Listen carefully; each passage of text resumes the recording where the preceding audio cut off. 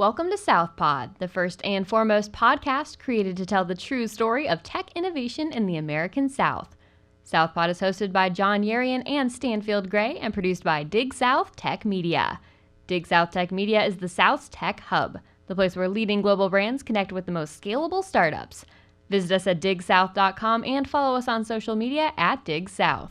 The following episode features Sal Rehmetullah, the founder and president of Fat Merchant in Orlando. This episode was recorded live at the 2019 Venture Atlanta Conference in Atlanta, Georgia. Now let's dig into SouthPod with Sal Rehmetullah.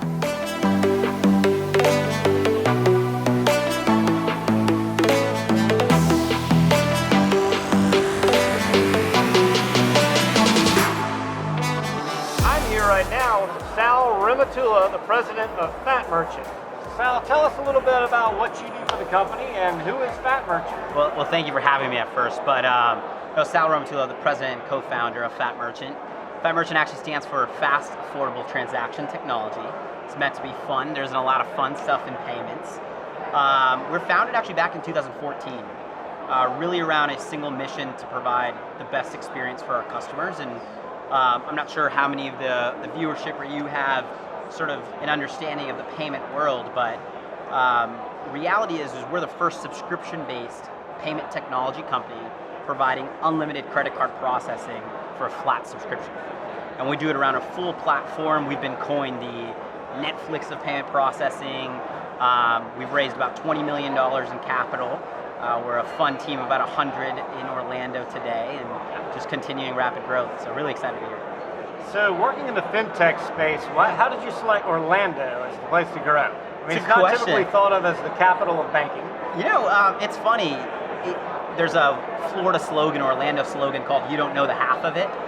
It's really around the fact that people look at Disney and Universal and that sort of it, but there's actually a vibrant ecosystem of healthcare, software. There's incubators, starter studios, a great example of some of the things that we actually had accelerators as a part of. So it's actually a growing community that's happening there. When you look at sort of the school and the ecosystem behind it, you have University of Central Florida, which is either first or second, depending on the day. Largest university you have, University of Florida, about 100 miles away. You have Rollins College right there in downtown. So there's a lot to do there. And you know, I had an opportunity of landing there from high school. I bounced around. I lived in New York City, worked for Morgan Stanley, Deloitte Consulting up there. I lived in San Francisco. Had an opportunity to be out there with a company called Anaplan, and full circle back in Orlando. And as much as every city has their own thing, I think Orlando has its own thing as well. And we're proud to say we're from there and continue to be excited to grow there. So. Okay, well, we'll work our way back to Fat Merchant in a second, but I want to continue with this thread of the South. I'm excited to be there. So, as a podcast called SouthPod, we often focus on what is it about the South that's unique, but also what are some of the challenges to scaling a company here in the region? Well, the food's good. Yeah, the food's good. Yeah, well, the culture is strong. Yeah, everyone's aware of that, and for better or worse, sometimes there's a very dynamic culture. But in terms of growing a startup, raising $20 million in venture capital, you said you've been in New York, San Francisco. How would you compare the two? You know, what do you think? What's going on here in the South? It's different. I think that's one of the words that I'll say. I mean, I think when being in New York City, San Francisco, et cetera, you hear a lot of these great stories of big term sheets and big capital and big things are happening. And I think the South is turning. It's happening within this area. And I'd say, specifically in the payments ecosystem for us, they coined Atlanta as FinTech Alley. I don't know if many people know that. About 70+% of all payments actually go through Atlanta at some point. So I think that a lot of these second-tier cities, and when you think about the Southeast, there is some great things from Charlotte to Raleigh, North Carolina, to Miami, to Orlando, to Atlanta, that all of these are creating their own sort of vibrant ecosystem that's happening. Right, QC FinTech in Charlotte, Cabbage in Atlanta. Absolutely, great fans of Cabbage and Rob, and really it's around visibility and driving the fact that there's a lot of great talent, great companies that go beyond just the big flagship CPG companies, and there's more than Universal and Disney in Florida, and there's more than Coca-Cola and Delta in Atlanta, and I think it's our job to be able to help bring attention to that, and it's just a really, really fun space to be in. I really look at this as the next big wave that I'd say in the next 5 years we won't be having that much of a conversation around what's happening just in the South, and it'll have its own identity of what's sort of. Is that part of why you're here at Venture Atlanta this week? It is. I think being one of the firms out of Orlando, Florida, we take a lot of pride in obviously our city, but being able to bring attention to it. And I think whether it's this podcast or anything else, it takes a village to be able to get on the map, and you have to be somebody that wears that badge of honor proudly. And so we're proud to be from the South. We're proud to continuously grow there. And we're excited about the rest of the PEs that are happening. I mean, we have big PE firms, every firm you can think of in Silicon Valley that's visited our office, and we're blessed to have those opportunities. But it takes a lot. I mean, if anybody knows our CEO, Sanira, she's a massive personality on Instagram, so within the office, to being able to spread that sort of who we are message, and it's important to have that brand embody our region as well. Okay. Well, pivoting back to Fat Merchant for a moment, and you know, a lot of companies have that aha, eureka moment, and many business owners have had to deal with payment processing, and the fees can be exorbitant or complex or difficult to understand what your bill might be. Where was it? How did you come upon the idea of a subscription-based model? This is going to be it that people want. So I'd love to take credit, but I can't. It's actually Sanira's idea originally. Sanira used to be in the payment industry. For what people don't know is interchange, which is known as the direct cost of processing. It's the same for every person out there. It doesn't matter if you're Disney World or you're Joe's Pizza Shop down the street, that's the same cost. The way you get access to that is through a banking system, through an agent, through some means of being able to acquire that payment. And that's where people are adding all these markup and fees. So you'll look at Square at 2.75%, or you've heard the name Stripe, or you hear the names WorldPay and Bank of America. And the way all these folks make money is some version of incremental profit.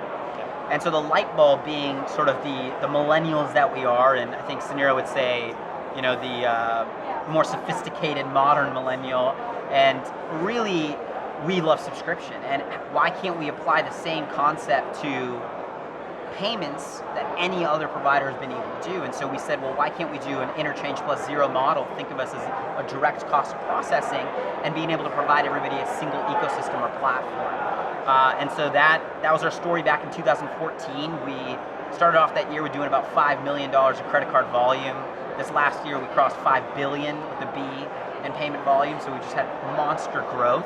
And we're able to do that not just by providing direct cost of processing, which is saving that average SMB 30 to 40%, but then even understanding that customer is very important. So if you think about one of our largest segments is healthcare, we have doctor's offices. If you think about the way that you pay them now, you pay your copay when you walk in, you might pay a late fee if you don't show up.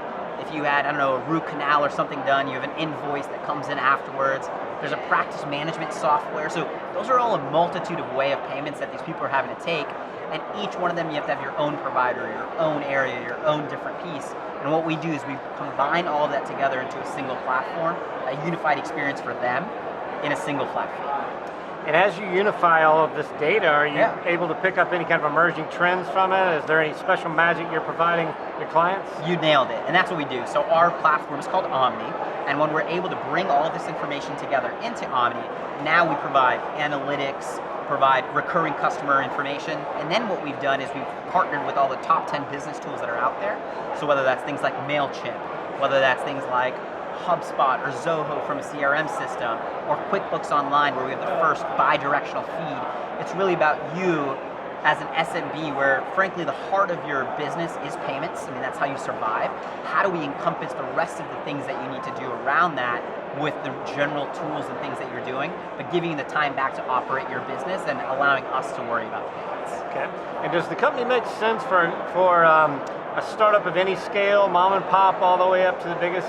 That's a great question. Fortune 500? Yeah, so we definitely have our sweet spots, and we'd say for anybody that's doing more than $100,000 in credit card volume, we are absolutely the de facto right person. And we primarily play from that 100,000 to the 10 million range in credit card volume. That's where we provide a lot of value.